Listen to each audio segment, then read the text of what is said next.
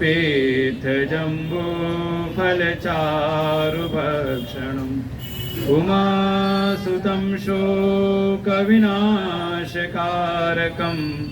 नमामि विघ्नेश्वरपादपङ्कजम् अतुलितबलधामं हेमशैलाभदेहं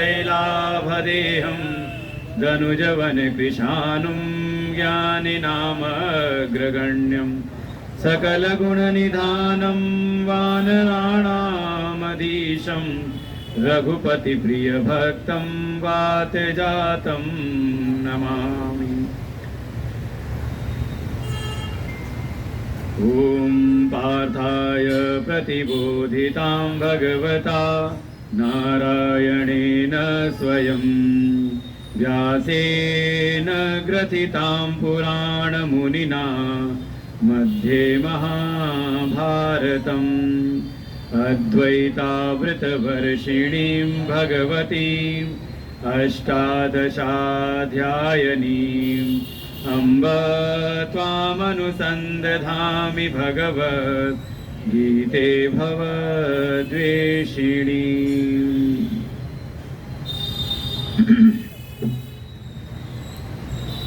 हनुमान जी के महाराज जी के चरणों में कोटशः प्रणाम करते हुए प्रातः स्मरणीय परम श्रद्धेय परम वंदनीय श्री सद्गुरुदेव भगवान के चरणों में कोटशः नमन।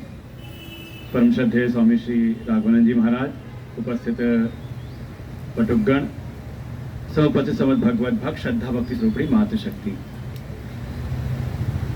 बस अभी सत्संग के पहले जो हम लोग कर रहे थे, क्या कर रहे थे, कहा वो कर्मयोगी ही था।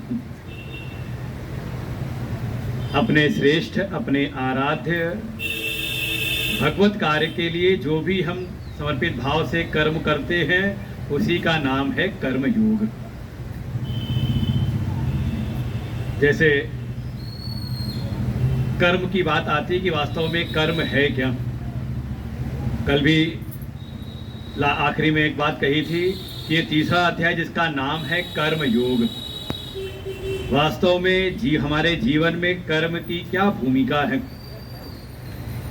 कर्म का स्वरूप क्या है, कर्म का स्वभाव क्या है, कर्म का पर्यवसान उसके फल में किस प्रकार से होता है, और जीवन में कर्म की वास्तविक स्थिति क्या होनी चाहिए। इन समस्त बिंदुओं के ऊपर इस तीसरे अध्याय श्रीमद् भगवत गीता की, जिसका नाम ही है कर्म योग, इसका निरूपण इसमें प्राप्त होता है। तो पहले यही समझ लें कि कर्म क्या है, किसको हम कर्म कहते हैं। तो आप बिल्कुल सीधे सीधे संक्षेप में इस बात को अपने मन मस्तिष्क में बैठा लें कि जो भी प्राप्त परिस्थितियां हैं, उसमें जो भी प्राप्त हमारे पास सामर्थ्य है, उसका युक्ति युक्त विवेक पूर्वक हम प्रयोग करते हुए जो प्रतिक्रिया देते हैं, उसका नाम है कर्म। जैसे कल से हम लोग यही कर रहे हैं। एक निश्चय है, एक लक्ष्य है, भगवत कार्य, भगवान के ज्ञान का प्रचार प्रसार, ज्ञान की प्राप्ति करने के लिए एक व्यवस्था हमें चाहिए। तो लक्ष्य हुआ कि हाँ, एक भगवत कार्य सामने है। फिर तुरंत मन में जाए कि हमारे पास व्यवस्थाएं क्या क्या हैं, हमारी परिस्थिति क्या क्या है, किस परिस्थिति में हमें कार्य करना है, और वहाँ पर हमारी सामर्थ्य क्या है। अच्छा, मान लो जितनी सामर्थ्य अगर सब किसी को दे दे, जो व्यवस्थाएं यहाँ पर हैं, तो क्या सब तुरंत ये व्यवस्था बना सकते हैं? सबके पास, सबके भीतर नहीं वो भाव है, कहा जिसका थोड़ा विवेक जगा हुआ हो। वस्तुएं तो हैं, व्यवस्थाएं भी हैं, सामर्थ्य भी है, लेकिन अगर बुद्धि विवेक जगा हुआ नहीं है, तो शायद उसी सामर्थ्य में उतना अच्छा कार्य न प्रकट हो। तो स्पष्ट कहा, जो भी प्राप्त परिस्थितियां हैं, प्रारब्ध के अनुवशात भगवान की कृपा से जो परिस्थिति हमें प्राप्त हुई, जो उसमें हमारे पास सामर्थ्य है, उसका युक्ति युक्त विवेक पूर्वक जब हम कोई प्रतिक्रिया करते हैं, उसका नाम ही है कर्म।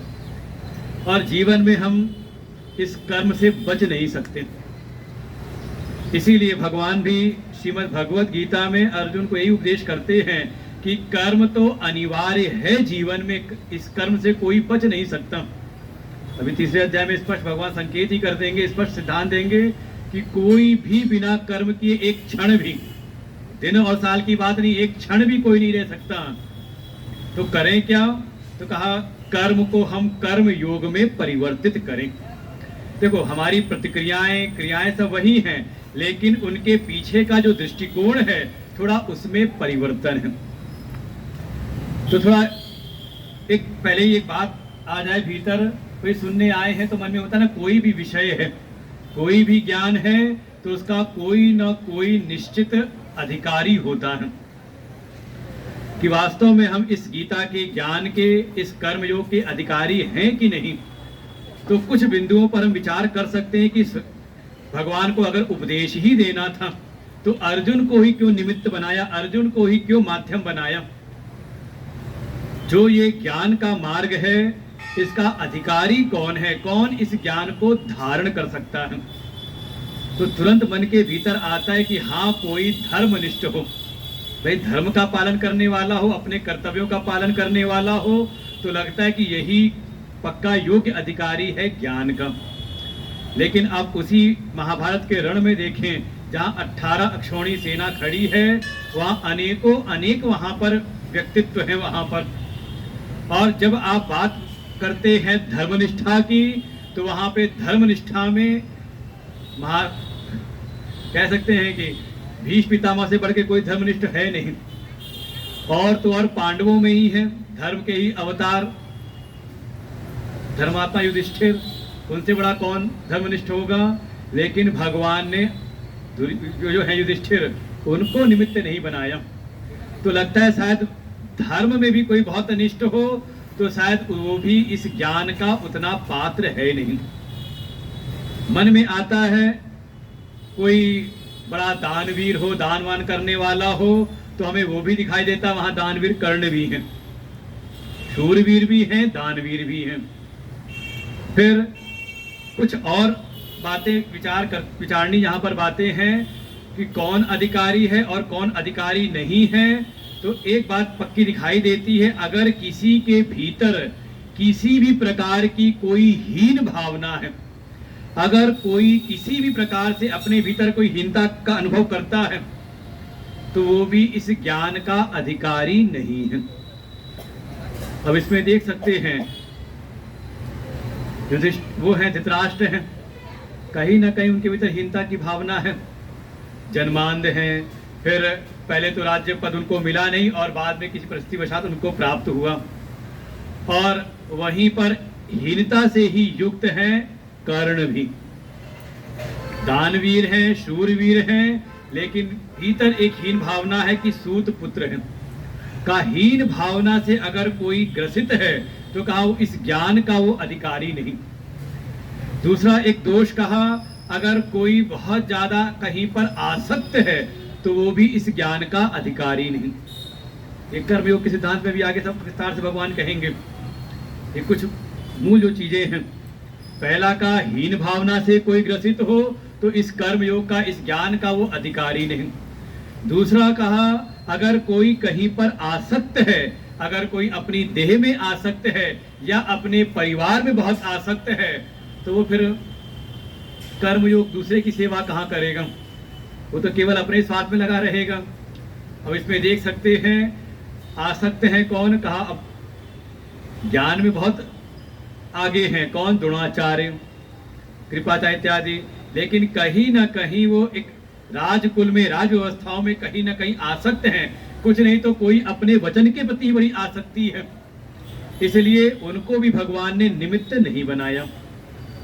आसक्ति अगर भीतर है, हीन भावना है, और तीसरा कहा अगर थोड़ी बहुत भी कहीं अगर भीतर ईर्ष्या है, किसी के प्रति भी द्वेष की भावना है, ईर्ष्या की भावना है, तो कहा वो भी कर्मयोग का, इस ज्ञान का अधिकारी नहीं है। और इसमें आ जाते हैं दुर्योधन। हमेशा पांडवों के प्रति ईर्ष्या का भाव रहा है, द्वेष की भावना बनी रही है। तो ये तीन ऐसे दोष हैं। मन में आज भाव ये आया कि आज हनुमान जी का ये दिन है, और कभी आप सुंदर कांड का अगर चिंतन करें, अध्ययन करें, तो वहाँ हनुमान जी से बड़ा कोई कर्मयोगी आपको मिलेगा नहीं। पूरी रामायण में हनुमान जी से बड़ा कोई भक्त नहीं मिलेगा।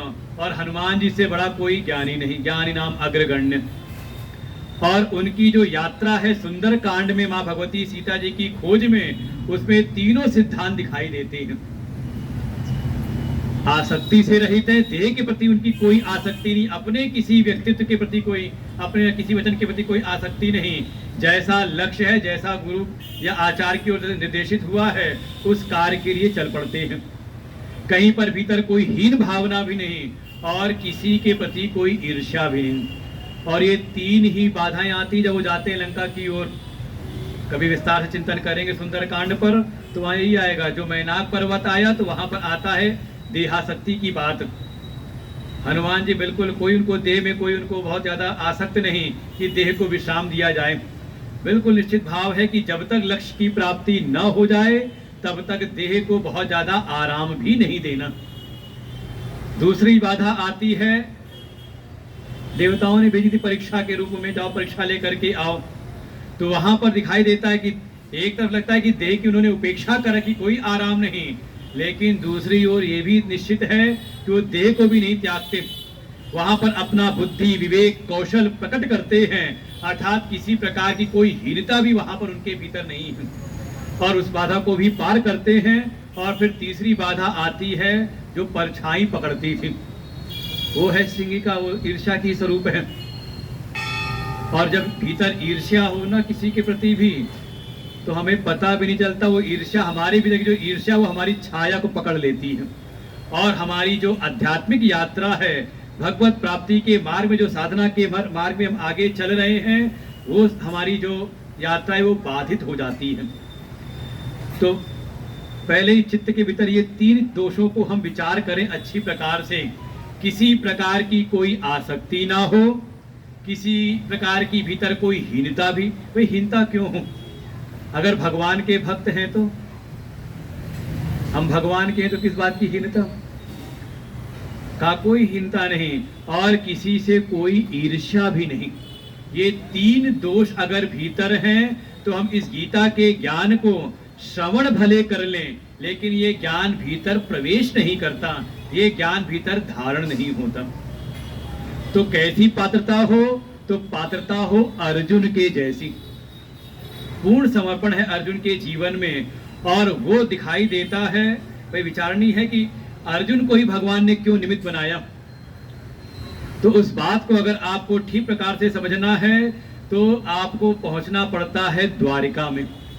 बिल्कुल युद्ध के पूर्व की परिस्थितियां हैं। जब युद्ध निश्चित हो गया, दोनों तरफ से सेनाओं को एकत्र किया जाने लगा, और इकट्ठा करते करते कौरवों के पक्ष में 10 अक्षौहिणी सेना हो गई, और पांडवों के पक्ष में 7 अक्षौहिणी। समझे, पांडवों का पक्ष कमजोर है, 7 अक्षौहिणी सेना है, और इधर इकट्ठी करते करते 10 अक्षौहिणी सेना। और हस्तिनापुर साम्राज्य की ऐसी महिमा है कि केवल दूत भेजे गए थे, और जो भी राजा लोग थे वो अपनी सेना को लेकर के वहां आ गए उनके पक्ष में। इधर पांडवों के पक्ष में भी जब विचार विमर्श होने लगा, और उधर कौरवों के पक्ष में भी।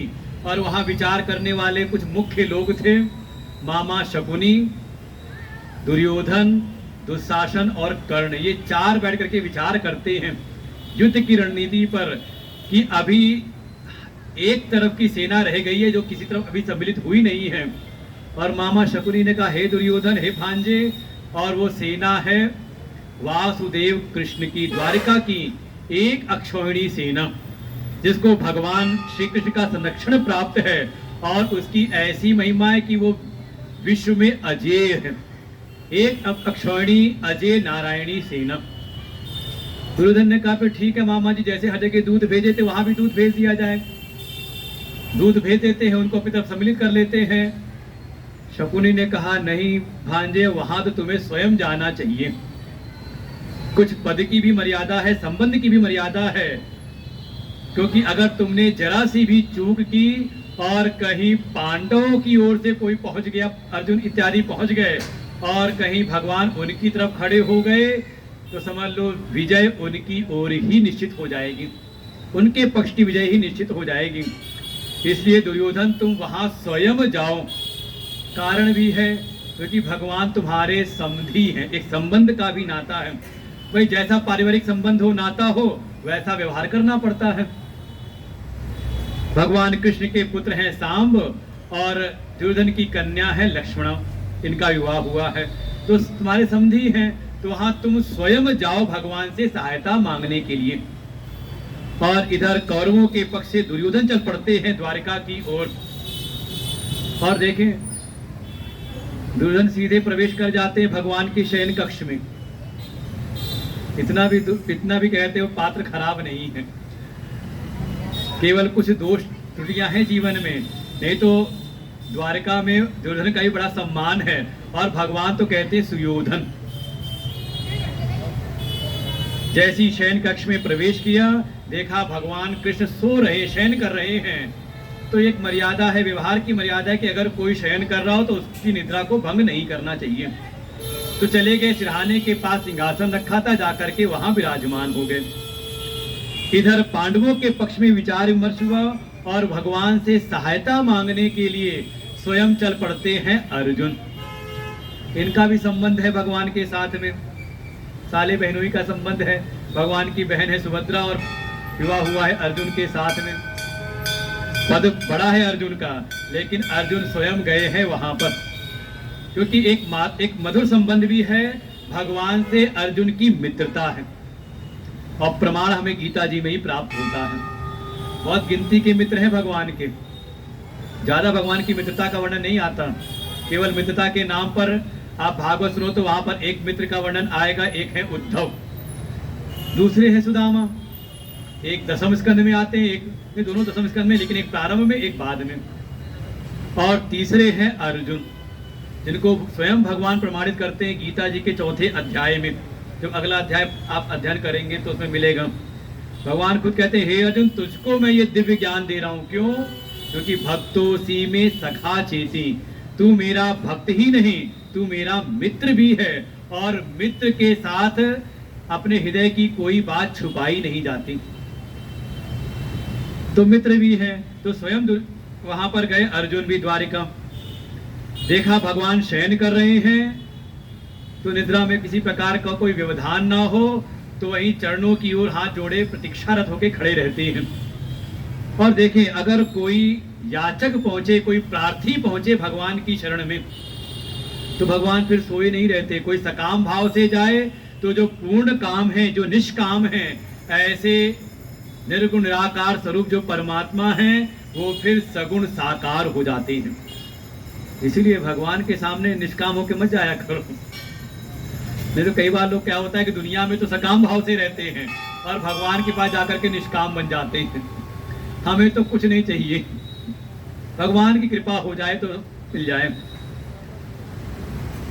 भाव तो भक्ति में यही है कि अगर कोई भी आपके भीतर प्रार्थी भाव है, तो वो प्रार्थना आप भगवान के चरणों में निवेदित करें।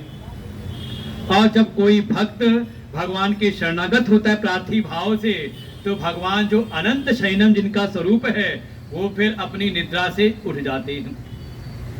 बस जब सो करके भगवान निद्रा से जगे उठे, तो सीधे उठ करके बैठे होंगे, तो सामने दिखाई दिए अर्जुन हाथ जोड़े हुए। भगवान ने पूछ लिया, अरे अर्जुन कैसे आना हुआ, कब से आए खड़े हो तुम यहाँ पर? अर्जुन कुछ अभिनंदन कर रहे हैं, उनको प्रणाम कर रहे हैं। तब तक पीछे बैठे दुर्योधन ने कहा, प्रभु मैं भी आया हुआ हूँ, और पहले ही आ गया था अर्जुन से। भगवान ने देखा, अच्छा सुयोधन तुम भी आए हुए हो। बातचीत व्यवहार हुई, समझ में आया, अच्छा तुम दोनों ही मुझसे सहायता लेने के लिए आए हुए हो। और दोनों के मंतव्य को जान भी गए कि दोनों युद्ध में मुझको सम्मिलित करने के लिए आए हैं कि मैं किसके पक्ष में युद्ध करूं। तो भगवान ने कहा, देखो मेरे पास जो भी सामर्थ्य है उसका मैं 2 विभाग कर देता हूं। एक तरफ तो मेरी अजय नारायणी सेना, एक अक्षौणी अजय नारायणी सेना, और दूसरी ओर मैं निशस्त्र, अकेला निशस्त्र प्रतिज्ञा करता हूं कि मैं युद्ध में शस्त्र नहीं उठाऊंगा। अब तुम दोनों मांग लो, तुम दोनों को क्या चाहिए, लेकिन इसमें भी पहला नंबर मैं दूंगा, मांगने का पहला अवसर मैं देता हूं अर्जुन को। कारण 2 हैं। एक तो अर्जुन, तुम दोनों में अर्जुन आयु में छोटे हैं, छोटे को मांगने का अधिकार पहले होना चाहिए। और ये परंपरा हमारी श्रुतियों में आती है। अभी जो हमारे पूज्य गुरुदेव भगवान स्वाध्याय करा रहे हैं जिस उपनिषद का, वहां 6 कुल के श्रेष्ठ ऋषि पहुंचे। एक ऋषि के पास, पिपलाद ऋषि के पास पहुंचे उनसे कुछ जानने के लिए। तो जब आए थे तो परिचय पहले बड़े का दिया गया, बड़े से छोटे का परिचय दिया गया। लेकिन जब अवसर हुआ पूछने का तो वहां पहला अवसर तो सबसे आखिरी में थे छोटे वाले का, उनको पहला अवसर, छोटे को अवसर पहले। तो ऐसी इस लौकिक मर्यादा के अनुसार अर्जुन आयु में छोटे हैं तो पहला अवसर अर्जुन को। और दूसरी बात यह है कि जब मैं जगा था तो पहले मैंने अर्जुन को ही देखा था, इसलिए अर्जुन को मैं पहला अवसर देता हूं। हे अर्जुन, तुम दोनों में से जो चाहते हो सो मांग लो। अब देखें परिस्थिति कैसी है, युद्ध की परिस्थिति है जिसमें सैन्य बल की आवश्यकता है। और अभी पांडवों के पक्ष में सैन्य बल अभी कम है, 7 अक्षौहिणी है, और जो विरोधी पक्ष है वहां पर 10 अक्षौहिणी सेना है। अर्जुन चाहते तो सेना मांग लेते, लेकिन जब अवसर प्राप्त हुआ तो अर्जुन ने कहा, हे प्रभु, अगर आपको हम पर कृपा ही करनी है तो आप ये कृपा करिए कि आप हमारे पक्ष में हो जाइए। मैं तो केवल आपको ही चाहता हूं, आप कृपा करके मेरे रथ की बागडोर संभाल लीजिए। भगवान ने कहा, हिलाया थोड़ा अर्जुन को, अरे अर्जुन क्या करते हो तुम, युद्ध में सैन्य बल की आवश्यकता होती है, तुम मुझको ले रहे हो, मैं तो शस्त्र भी नहीं उठाऊंगा युद्ध में, मैंने प्रतिज्ञा कर ली है। और तुम्हारे पक्ष में तो अभी सैन्य बल भी कम है। बेवकूफी मत करो, मूर्खता मत करो, अभी भी तुम अवसर दे रहा हूं, दोबारा अगर चाहते हो तो सेना मांग लो। अर्जुन कहते, नहीं प्रभु, हम तो केवल आपको चाहते हैं, आप हमारे पक्ष में हो जाओ, आप केवल मेरे रथ की बागडोर आप अपने हाथों में ले लो, बाकी मैं आपसे कुछ और नहीं चाहता। इधर बैठे दुर्योधन जो थे वो भी मनी मन बड़े प्रसन्न हुए, कहते प्रभु जैसा अर्जुन चाहते हैं, छोटा अनुज ये जो जैसा चाहता है मेरा अनुज, मुझको भी वो स्वीकार्य है। और ऐसे देखो, यही है भगवान का स्वरूप। वर्णन किया कैसे है भगवान, तो कहा प्रपन्न पारिजाताय, जैसे कोई कल्प वृक्ष है, उस कल्प वृक्ष की छाया में जो जिस भाव से जाता है, कल्प वृक्ष उसकी उसी कामना को पूर्ण कर देता है। ऐसे ही भगवान, बस ये कि कल्प वृक्ष की छाया में जाना पड़ता है, बाहर खड़े खड़े नहीं। कल्प वृक्ष के आश्रय में जा करके आपके मन में जो कामना हो, जो इच्छा हो, वो कल्प वृक्ष आपकी इच्छा को पूर्ण कर देता है। ऐसे ही भगवान का भी स्वरूप है। जो भी उनके शरणागत होते हैं, जो भी उनके प्रपन्न होकर के उनकी शरणागति में आते हैं, उनके हृदय में जो भावना होती भगवान उसको पूरा कर देते हैं। देखो, भगवान की शरण में 2 विरोधी आए हैं, शत्रुता का भाव है आपस में, 2 विरोधी आए और दोनों ही संतुष्ट होकर के गए। संभव है ऐसा दुनिया में? आपके सामने 2 विरोधी आए तो संतुष्ट कर लोगे दोनों के? कोई ना कोई नाराज होकर के जाएगा। लेकिन भगवान की शरण में का दोनों विरोधी आए और दोनों ही संतुष्ट होकर के, अर्जुन को भी जो चाहिए था अर्जुन को वो प्राप्त हुआ, और दुर्योधन के मन में भी जो भावना थी, जो लेने आए थे, वो उनको प्राप्त हुई। लेकिन यहाँ पर वास्तव में जो विचारणीय जो विषय वस्तु है वो है वर्ण की शुद्धि। हम किस भाव से भगवान की शरण में आए हैं। अभी हरिद्वार में ही संत सम्मेलन में एक संत आए तो उन्होंने बड़ी अच्छी बात कही कि हम भगवान की शरण में आ तो रहे हैं, लेकिन किस भाव से? भगवान को चाहते हो या भगवान से चाहते हो? इतना ही अंतर है। क्या चाहते हो? देखो, भीड़ कोई कमी नहीं है हमारे तीर्थों में, हमारे देव स्थानों में। आज के समय में इतनी भीड़ है कि कुछ पूछो नहीं, भगदड़ मच जाती है। अभी हुई कुछ दिन पहले की घटना, वही सब पहुंचे ना, सब श्रद्धालु थे, आस्थावान थे, सब गए थे ना वहां पर। लेकिन अगर वहीं पर अगर पूछा जाए कि भगवान से चाहने वाले की भगवान की कृपा हो जाए तो हमें ये संसार के ऐश्वर्य वैभव प्राप्त हो जाए, इस भावना वाले, तो कहा संख्या ज्यादा दिखाई देती है, कोई बिरला है जो भगवान को ही चाहता है। और उन्होंने बड़ी अच्छी बात कही, जरा संतर और दूरी और कम कर दी, भगवान को ही चाहते हो या भगवान को भी चाहते हो, अंतर इतना ही है। भगवान की कृपा मिलने में देरी नहीं है। भगवान इसी गीता में कह देते हैं, तस्याहम सुलभः पार्थ, हे पार्थ उसके लिए तो मैं अत्यंत ही सुलभ हूं। देखो भगवान से सुलभ कोई और है नहीं, कोई भी भगवान से ज्यादा सुलभ, परमात्मा से ज्यादा सुलभ कोई और है नहीं। क्यों भाई, आपके मन में संसार की कोई भी वस्तु की चाह उत्पन्न हो तो आपको उसको पाने के लिए बाहर प्रयास करना पड़ेगा। भाई जो भी वस्तु कहीं है तो संसार में कहीं बाहर है, तो उसको पाने के लिए आपको प्रयास करना पड़ेगा, परिश्रम करना पड़ेगा, उसके लिए पात्र बनना पड़ेगा। लेकिन भगवान कहीं दूर है। कहाँ है भगवान? अस प्रभु हृदय अछत अविकारी, वो परमात्मा तो बिल्कुल सिद्ध स्वांत स्थम ईश्वरम, कहा वो परम सिद्ध, वो जो प्रभु है वो तो अपने आत्म स्वरूप से ही विद्यमान है, वो तो पहले से नित्य प्राप्त है। केवल उनकी अप्राप्ति में केवल एक ही हेतु है, एक ही कारण है, वो है अज्ञान। तो उनसे ज्यादा सुलभ तो कोई है ही नहीं, वो तो अपनी आत्मा रूप ही है। बस ये है कि किसको प्राप्त होते हैं, तो कहा स महात्मा दुर्लभ, उन परमात्मा को प्राप्त करने वाले, परमात्मा की अनुभूति करने वाले जो महात्मा हैं, जो महान आत्मा हैं, कहा वो अत्यंत दुर्लभ हैं। और दुर्लभता केवल इतने पे स्थित है कि भगवान को ही चाहते हैं या भगवान भी मिल जाएं, भगवान ही मिल जाएं या भगवान भी मिल जाएं। तो कहीं ना कहीं मन के भीतर देखें तो संसार की व्यवस्थाएं भी प्राप्त होती रहे और इसी में थोड़ा भगवान भी मिल जाएं। देरी इसी में है, वर्ण की शुद्धि में। हमने भगवान का वर्ण किस भाव से किया हुआ है। अगर ठीक है भगवान से सब चाहते हैं और उसी में भगवान की भी प्राप्ति हो जाए, तो अभी वर्ण में उतनी शुद्धि है नहीं। कैसा हो, जैसा अर्जुन के जीवन में दिखाई देता है कि प्रतिकूल परिस्थिति में भी अर्जुन ने भगवान का ही वर्ण किया। ऐसी पात्रता हो, ऐसा समर्पण हो, तो वास्तव में वो भगवान के इस ज्ञान का वो परम अधिकारी है। देखो ज्ञान होने में देरी नहीं लगती, क्योंकि ये ज्ञान तो अपने आत्मा का ही, अपने आप का ही, अपने आत्मस्वरूप का ही ज्ञान है। तो उसकी उसमें देरी ज्यादा है नहीं। देरी है उस आत्म ज्ञान की प्राप्ति के लिए जो पात्रता चाहिए, जो वर्ण चाहिए, जो शरणागति चाहिए, जो समर्पण चाहिए, उसमें लगती है देरी। और उसके लिए ही कुछ बाहर की कर्म परक साधनाएं हमारे शास्त्रों में वर्णित हैं।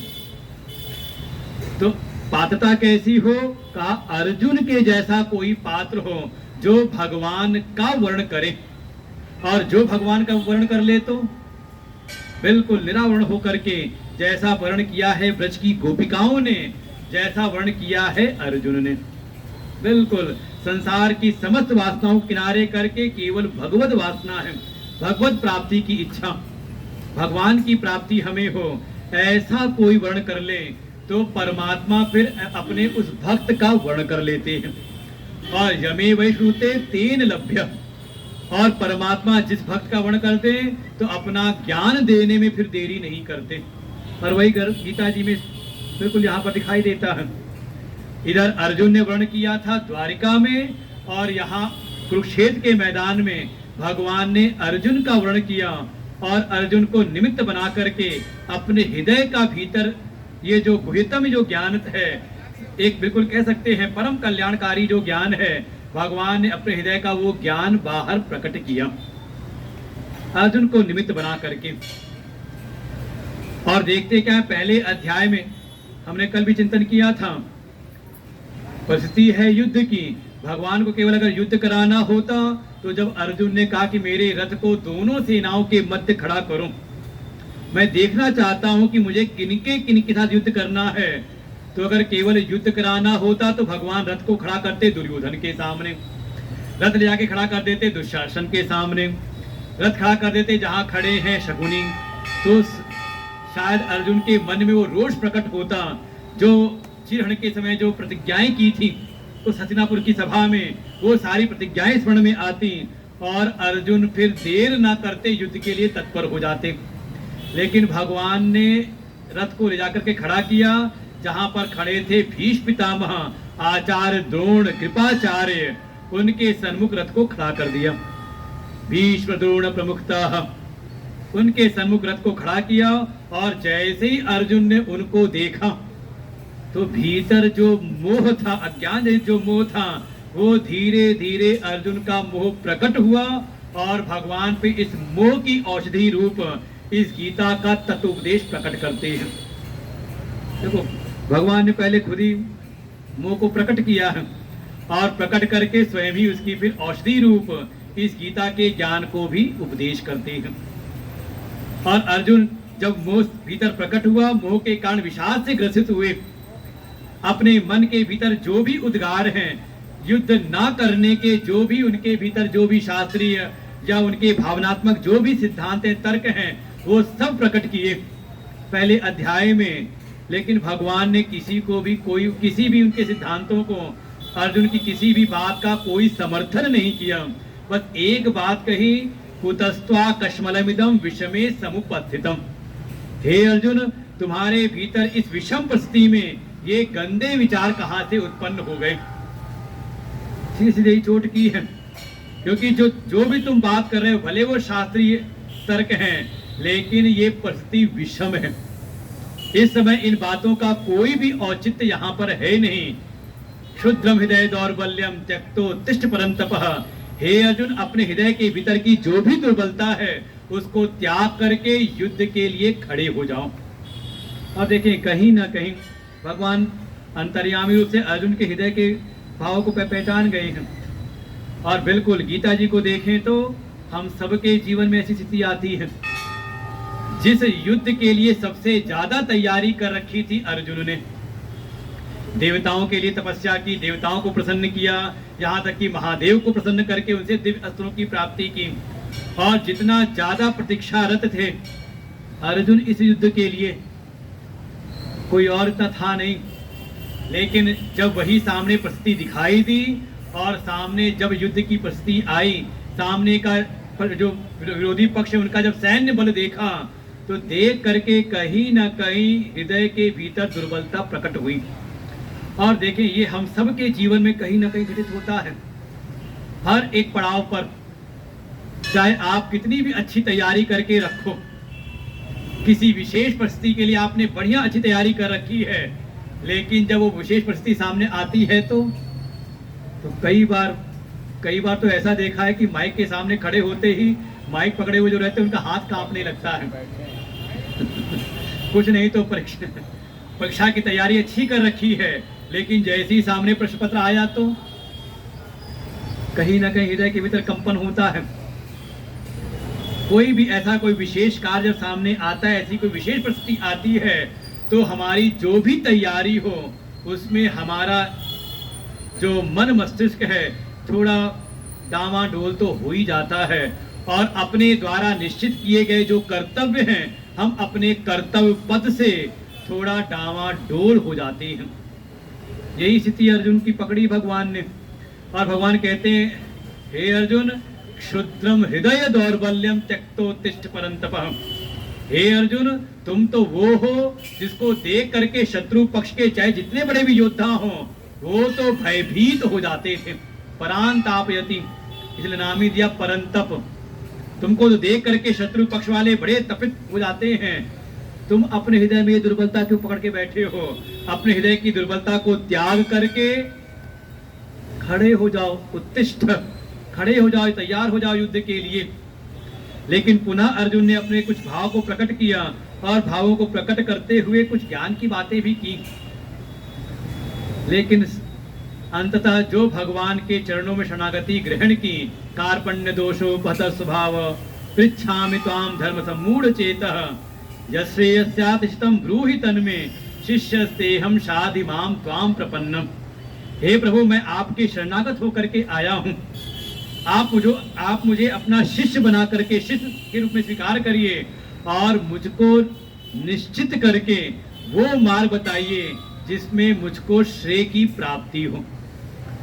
और जब ऐसे अर्जुन ने शरणागति ग्रहण की तो अर्जुन को निमित्त बना करके भगवान ने दूसरे अध्याय में उपदेश दिया।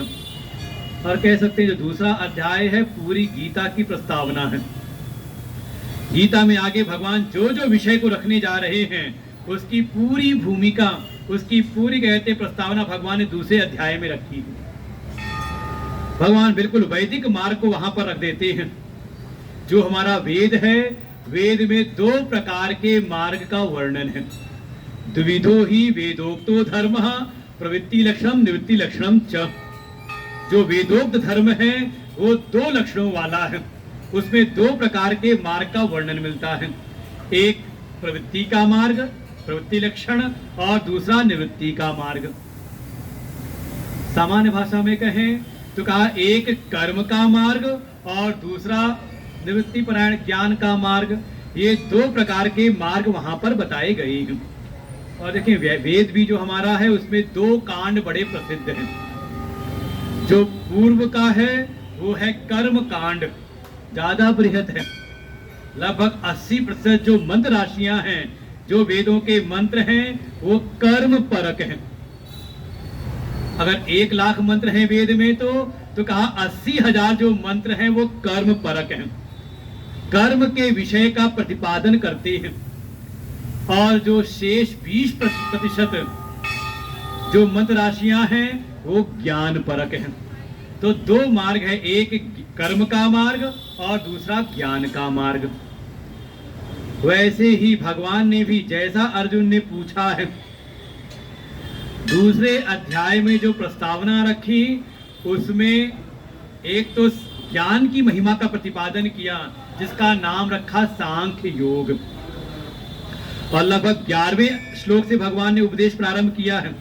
गीता जी में भगवान का जो उपदेश है दूसरे अध्याय के 11वें श्लोक से प्रारंभ होता है। अशोच्यानन वशोचस्तम प्रज्ञावादांश भासते गतासून अगतासूंश्च नानुशोचन्ति पंडिताः। और इस 11वें श्लोक से लेकर के लगभग 38वें श्लोक तक भगवान ने एक निश्चित जो विषय रखा है उसका नाम दिया है सांख्य योग, अर्थात ज्ञान का विषय रखा। क्योंकि उसके तुरंत बाद भगवान कहते हैं 39वें श्लोक में, एषा ते विहिता सांख्ये बुद्धि योगात् इमाम शृणु। हे अर्जुन, अभी तक जो मैंने बातें कही हैं वो सब थी सांख्य योग की बातें। अब तुम इस सांख्य योग में निष्ठा कैसे प्राप्त हो, उस निष्ठा को उत्पन्न करने वाला जो साधन है, योग का उपाय। भगवान वहां कर्म योग नहीं, वहां योग शब्द दिया है, उसको अध्ययन करना पड़ता है उसमें कि हाँ कर्म योग। अब तुम्हें मैं कर्म योग की बात सुनाता हूँ। और वहां से लगभग 40वें श्लोक से लेकर के भगवान ने लगभग 52वें श्लोक तक दूसरा विषय रखा है कर्म योग का। थोड़ी कर्म के मार्ग की महिमा बताई है, कर्म योग की महिमा बताई है। कैसी कैसी महिमा है कि अगर थोड़ा भी कोई इसका अगर अनुष्ठान कर ले तो त्रायते महतो भयात। देखो पहले सांख्य योग का वर्णन किया और भगवान अर्जुन से कहते हैं, हे अर्जुन, जो तुम श्रेय की प्राप्ति करना चाह रहे हो, जो तुमने पूछा है, यश श्रेयस्यात् निश्चितम ब्रूहि तन्मे। हे प्रभु, वो एक निश्चित मार्ग जिसमें मुझको श्रेय की प्राप्ति हो, उस श्रेय की प्राप्ति के लिए जो निश्चित मार्ग है वो तो है सांख्य योग, ज्ञान योग। लेकिन उसी में बीच बीच में भगवान अर्जुन कहते हैं, हे अर्जुन, तू कर्म कर, योगस्था कुरु कर्माणि। हे अर्जुन, तू योग में स्थित होकर कर्म कर। ततो युद्धाय युज्यस्व। हे अर्जुन, तुम युद्ध में तत्पर हो जाओ। कर्म के लिए प्रेरित बार बार करते हैं। और जब कर्म योग का जब सिद्धांत स्थापित किया तो स्पष्ट कह दिया, कर्मण्येव अधिकारस्ते। हे अर्जुन, कर्मणि एव अधिकारः। हे अर्जुन, तुम्हारा कर्म में ही अधिकार है। बस योग में स्थित होकर के योगस्थ कुरु कर्माणि, तुम योग में स्थित होकर के कर्म करो, अर्थात कर्म योग में तुम तत्पर हो जाओ। और फिर 52वें के बाद जो ये कर्मयोग की जो साधना है, जैसे सांख्य योग के द्वारा तो निश्चित कहा कि इस सांख्य योग के द्वारा वो श्रेय की प्राप्ति संभव है, लेकिन इधर जब कर्म की महिमा का प्रतिपादन किया तो वैसी महिमा तो बताई, लेकिन वो महिमा नहीं बताई कि हाँ इस कर्म के द्वारा, इस कर्म की साधना के द्वारा निश्चित रूप से परम श्रेय की प्राप्ति संभव है, ऐसा कहीं पर वर्णन किया नहीं, बल्कि कहा कि इस कर्म की साधना के द्वारा का अंतःकरण की शुद्धि और संसार के विषयों से वैराग्य प्राप्त होगी। यदा स्थासित निश्चला तदा गंतास निर्वेदम, का जब तक इस कर्म की साधना करते करते जो भीतर ये मोह कलुष है ये जब तक दूर ना हो जाए और जब तक वैराग्य की प्राप्ति निर्वेद ना उत्पन्न हो जाए तब तक कर्म की साधना करो। तो अर्जुन को स्पष्ट लगा कि भगवान ने दो विषय तो बताए हैं कि एक तो परम श्रेय की प्राप्ति के लिए साक्षात हेतु है, निश्चित जो मार्ग है वो है सांख्य योग, ज्ञान योग, और भगवान तुरंत ही ज्ञान की महिमा के साथ साथ कर्म की महिमा का भी प्रतिपादन करते हैं और मुझको बार बार कर्म के लिए ही प्रेरित कर रहे हैं, लेकिन उस कर्म की साधना के द्वारा जो मैं चाहता हूं परम श्रेय, उसको भगवान ने ऐसा निश्चित नहीं किया कि इसके द्वारा सीधे प्राप्त हो सकता है। बिल्कुल निश्चित नहीं किया कि हाँ उसको करते करते अंतःकरण की शुद्धि और फिर ज्ञान की प्राप्ति के द्वारा परम श्रेय, भगवान दूसरे अध्याय में उसे कहते हैं ऐशा ब्राह्मी स्थिति पार्थम, वो ब्रह्म स्थिति की प्राप्ति हो जाएगी। कैसे होगी उस ब्रह्म स्थिति? कहा ज्ञान के द्वारा, सांख्य योग के द्वारा, और उस सांख्य योग में निष्ठा प्राप्त होगी कर्म की साधना के द्वारा। तो अर्जुन तू कर्म की साधना में लग जा, कर्म योग का अनुष्ठान कर। तो अर्जुन के मन में आता है तो मैं तो सीधे श्रेय की प्राप्ति करना चाहता हूँ, मुझे तो संसार में कुछ और प्राप्त करना है नहीं। जब मेरे जैसा कोई श्रेयार्थी हो, श्रेय को ही जिसने अपना निश्चय कर लिया लक्ष्य के रूप में, तो भगवान फिर सीधे मुझको ज्ञान की साधना में क्यों नहीं लगाते, मुझको कर्म की साधना में क्यों लगा रहे हैं? यही अर्जुन के मन के भीतर ये संदेह उत्पन्न हुआ और अर्जुन तीसरे अध्याय के प्रारंभ में भगवान से यही बात पूछते हैं। तो कल भी हमने पाठ किया था, आज भी पाठ कर लेते हैं। अर्जुन उवाच जायसी चेत् कर्मणस्ते मता बुद्धिर्जनार्दन तत्किं कर्मणि घोरे मां नियोजयसि केशव व्यामिषेणेव वाक्येन बुद्धिं मोहयसीव मे तदेकं वद निश्चित्य येन श्रेयोऽहमाप्नुयाम् येन श्रेयोऽहमाप्नुयाम्। बिल्कुल अर्जुन अडिग हैं अपने निश्चय पर। जो बात कही थी भगवान से दूसरे अध्याय में शरणागति ग्रहण करते हुए कि हे प्रभु आप मुझको वो निश्चित मार्ग बताइए जिससे मुझको श्रेय की प्राप्ति हो, वही बात तीसरे अध्याय में भी अर्जुन स्पष्ट कह देते हैं।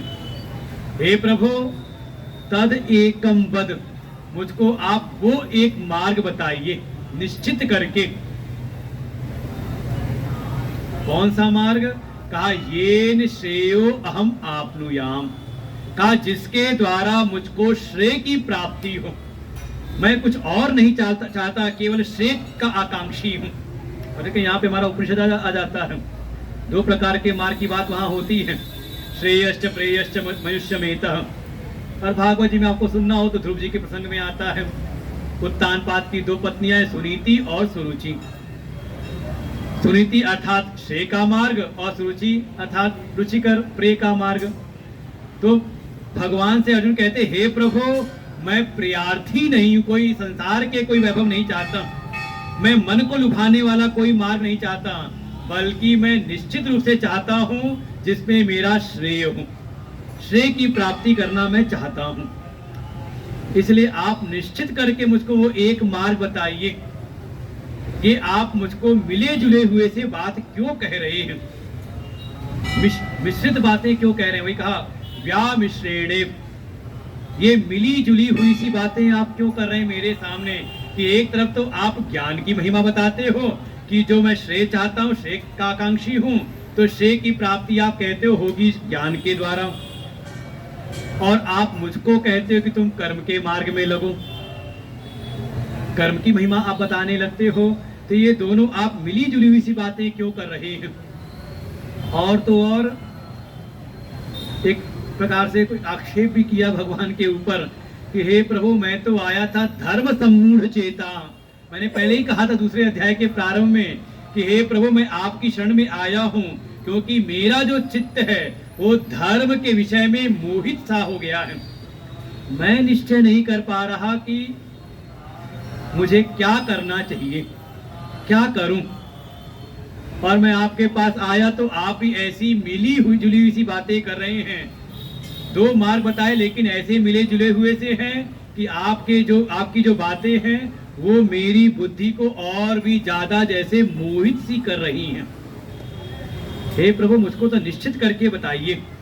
और तो और जो मुख्य बात अर्जुन के मन में है, भगवान से कहते हैं हे प्रभु, जैसा भी मैंने आपको सुन करके जैसा मेरी बुद्धि ने समझा कि आपने जो अपना मत प्रस्तुत किया है इस दूसरे अध्याय के प्रवचन में, वो उससे मुझको तो यही लगता है कि आपके मत में ते मता, आपके मत में कर्मणः जायसी बुद्धि, कि कर्म के मार्ग से जो ज्ञान का मार्ग है, बुद्धि अर्थात ज्ञान का मार्ग, कर्म के साथ ये जो ज्ञान के मार्ग की आपने महिमा कही है, आपने कहीं ना कहीं कर्म से ज्ञान के मार्ग को श्रेष्ठ बताया है कि ज्ञान के मार्ग के द्वारा परम श्रेय की सिद्धि साक्षात हो जाती है, वैसी कर्म के द्वारा नहीं संभव है।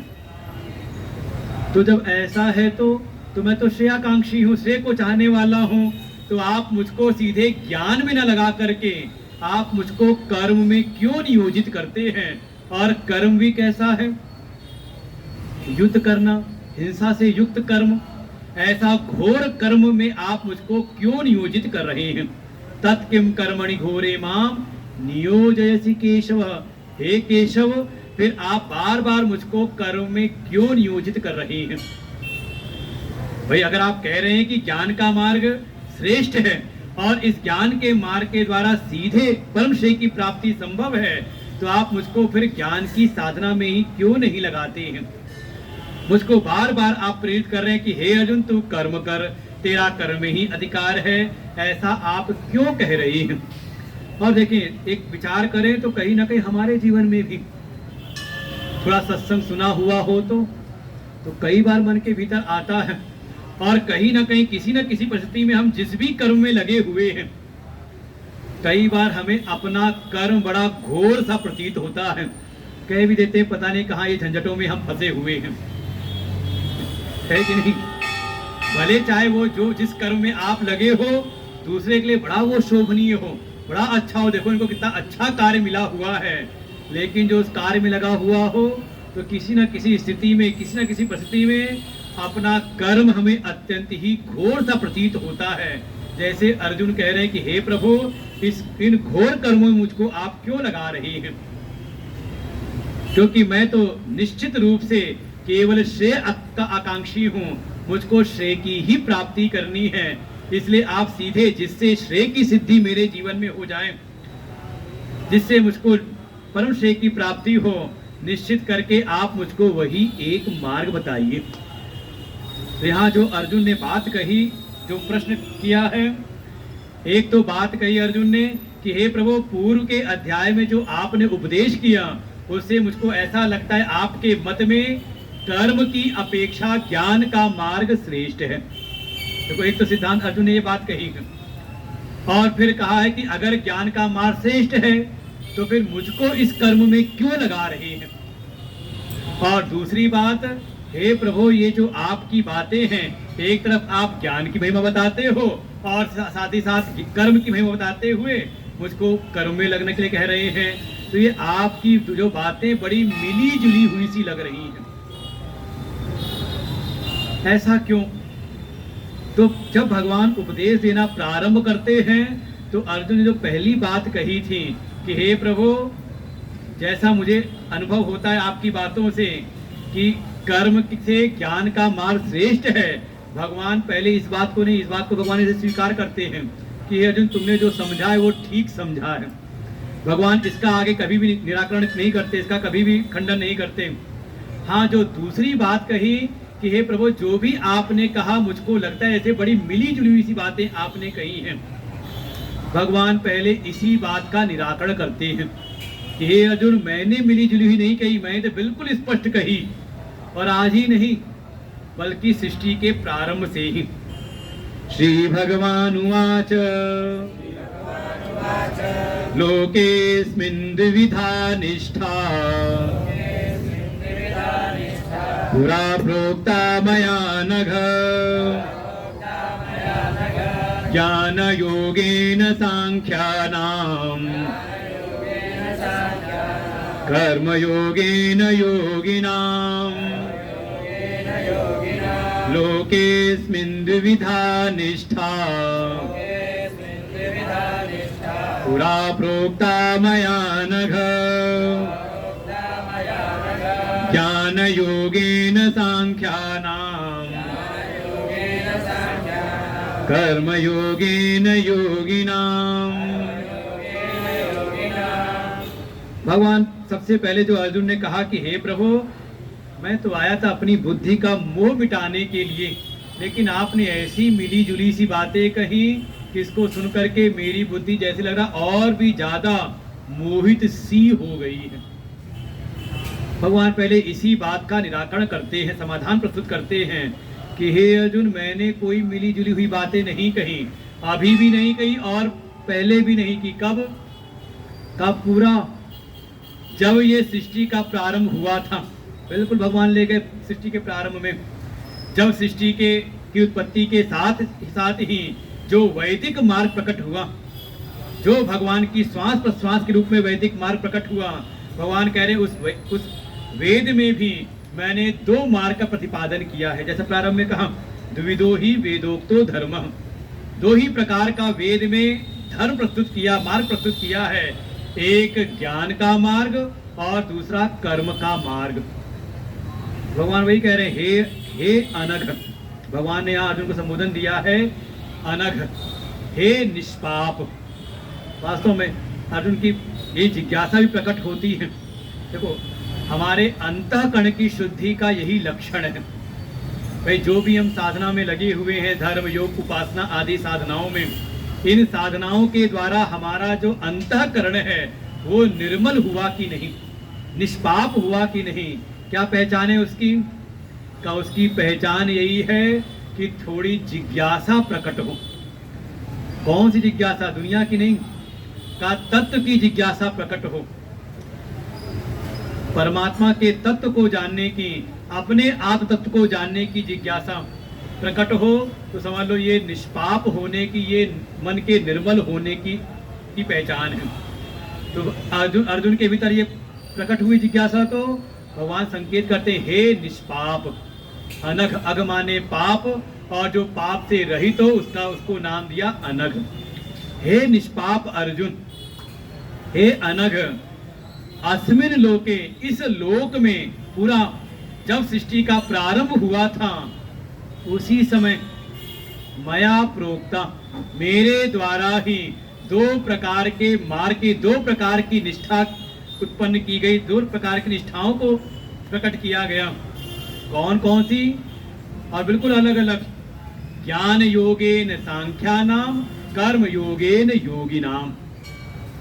अधिकारी के अनुरूप, जैसा अधिकारी है उसके अनुरूप 2 प्रकार की निष्ठाओं का, निष्ठा कहते हैं बिल्कुल अविचल स्थिति, जिसमें डावाडोल ना हो व्यक्ति, उसको कहते हैं निष्ठा, निष्ठ हो जाना।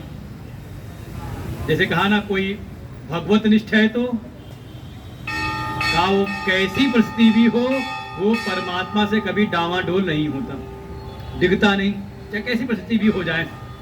ऐसे इसी को कहा निष्ठा, दो प्रकार की निष्ठा, दो प्रकार के अधिकारियों के अनुरूप। जो सांख्य योगी हैं उनके लिए ज्ञान योग की निष्ठा, और जो कर्म योगी हैं उनके लिए कर्म योग की निष्ठा। इसको देखें, दो प्रकार से इसको समझने का प्रयास करें। दो प्रकार की जो अधिकारित्व हैं। अब तो परंपराएं वो रही नहीं गुरुकुल वाली। जब प्रारंभ में गुरुकुल की की स्थितियां पर जो व्यवस्थाएं थी, तो हमारे जीवन का 4 विभाग किया ना। जो हमारी औसत आयु है 100 वर्ष, हमारे शास्त्रों ने वेद ने कहा इसके 4 विभाग करो, और उस विभाग को कहा आश्रम व्यवस्था, जिसमें पहला ही आश्रम है ब्रह्मचर्य आश्रम, जिसका नियम है कि संयम पूर्वक गुरु के अनुशासन में रहते हुए हम ज्ञान की प्राप्ति करें, शिक्षा की प्राप्ति करें।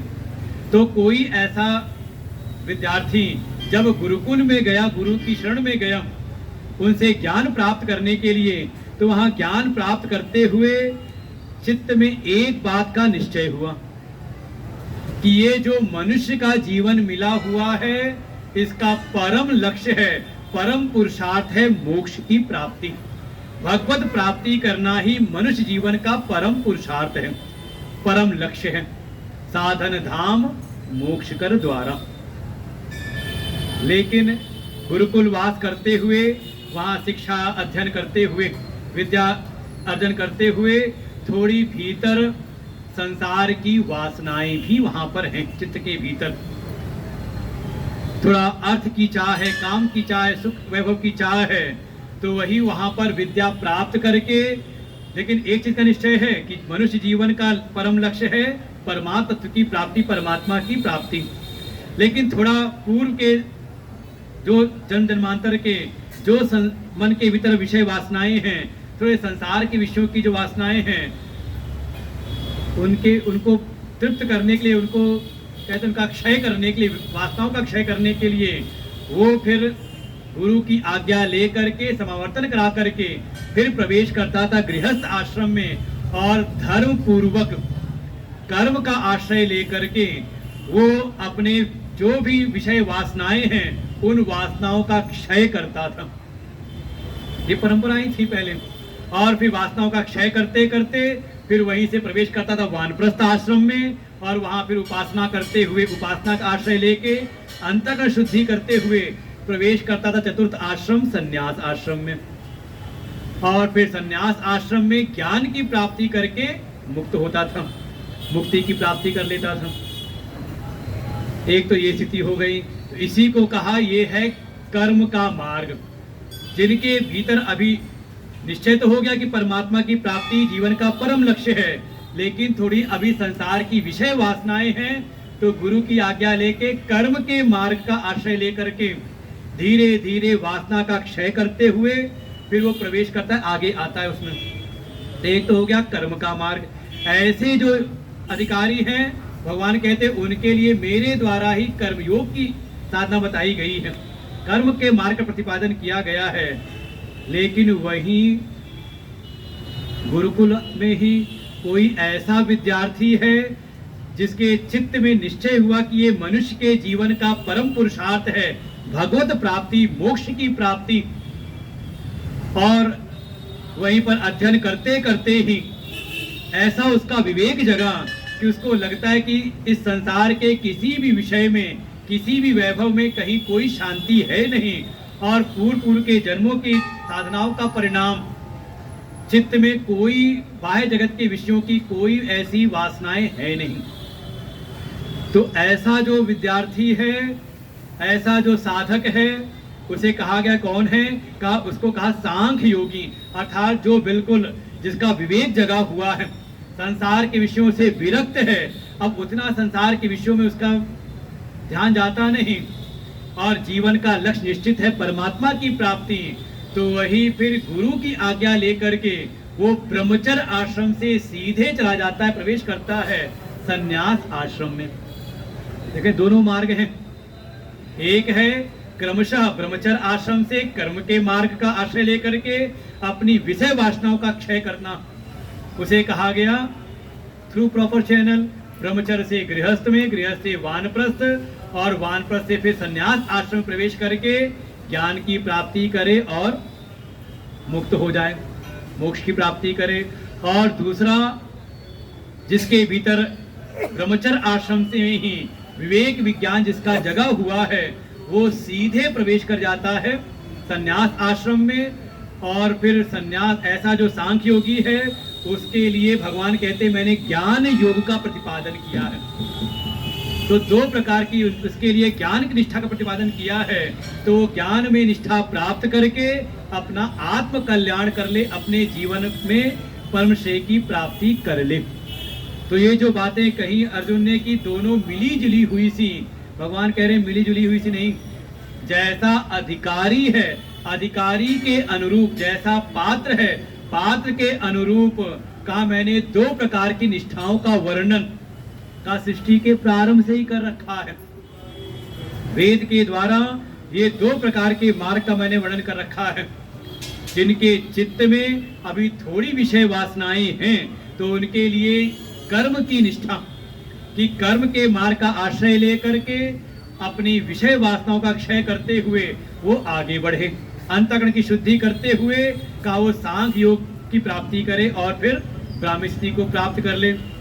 और कहीं अगर प्रारंभिक स्थिति में ही कोई इन विषय वासनाओं से रहित है, जिसका चित्त बिल्कुल विषय वासनाओं से मुक्त है, तो का वो सीधे ज्ञान निष्ठा का आश्रय लेकर के मोक्ष की सिद्धि जीवन में, परम श्रेय की सिद्धि जीवन में प्राप्त कर ले।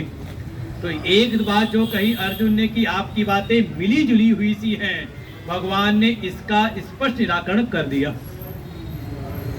अब बची रह गई बात कि कर्म से ज्ञान का मार्ग श्रेष्ठ है। भगवान इसको स्वीकार करते, भगवान का भी बिल्कुल कहते विवक्षित विषय यही है, भगवान यही समझाना चाह रहे हैं, इसलिए इसका कहीं खंडन नहीं। अब बात आती है कि जो अर्जुन ने कहा कि हे प्रभु, जब कर्म से ज्ञान का मार्ग श्रेष्ठ है, ज्ञान के द्वारा सीधे श्रेय की प्राप्ति संभव है, तो मुझको क्यों कर्म में लगाते हैं? तो भगवान अब इस बात का उत्तर आगे देते हैं चौथे श्लोक में। तो हम लोग कल सुनते हैं, आज यहीं पर हम लोग विश्राम लेते हैं। बस कुछ बातें ध्यान रखेंगे। ये जो गीता का ज्ञान है, जो कर्म योग का जो मार्ग है, ये भी निश्चित पात्रता चाहता है। कोई बहुत बड़ा धर्मनिष्ठ हो, बहुत बड़ा शूरवीर हो, बहुत बड़ी आयु वाला हो, बहुत बड़ा ज्ञानी हो, का निश्चित नहीं कि उसका पात्र है। और साथ ही अगर तीन दोष भीतर हैं, अगर चित्त में आसक्ति है, चित्त में किसी प्रकार की कोई हीन भावना है, और चित्त में अगर ईर्ष्या दोष है, तो इन तीन दोषों से वाला भी कोई है तो उसका भी इस कर्म योग की साधना में प्रवेश संभव है नहीं। आगे हम लोग कल सुनते हैं, आज यहीं पर विश्राम लेते हैं। ओम पूर्णमदः पूर्णमिदं पूर्णात् पूर्णमुदच्यते पूर्णस्य पूर्णमादाय पूर्णमेवावशिष्यते। ओम शांति शांति शांति। हरि ओम। श्री गुरुभ्यो नमः। हरि ओम।